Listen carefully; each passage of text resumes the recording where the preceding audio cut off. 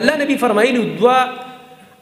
زما د امت دوه ډلې دي چې ما نه دي لیدلي صنفان من امتي لم ارهما زما د امت دوه ډلې دي ما لا لیدلي نه دي ځکه نه دي لیدلي چې هغه پاک دور د نبی دور او بیر سره صحابه خسته دور هاي کې داسې خلک نو اخسته خلک ټول پاکه معاشره یوه دا فرمایل قوم معهم سياط كاذناب البقر يضربون بها الناس یو داسې خلک برازي قوم چې ای سره د غواګانو د لکو په شانته سوباړي او خلک به پیوهي ظلم بکې دینه مراد ظالمان دي کاغه استاد دی او کاغه پولیس دی او کاغه بل دی او کبل دی د خلکو لري مانډونه ورکه سبي سبب پر باندې کې غرب او ظلم بکې دا ګناه ده دا ظلم دی د الله نبی دته د جهنم وعید بیان کړی دی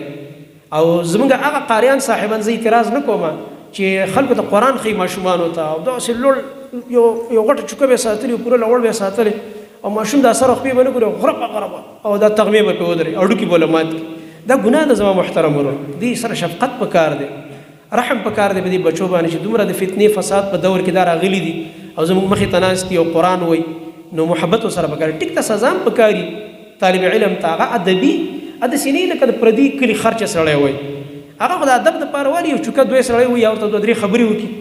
لکه داسې ملامتیا وله ورکړي هغه د استاذ حق دی خو داسې نه ده پکار چې سړی ظلم وکړي الله مکه په دې حدیث کې سړی رانشي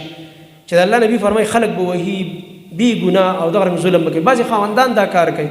په ښځو باندې دا ظلمونه کوي او کور نه به یې وشړي او بې عزتۍ نه ورله کوي دا ګناه ده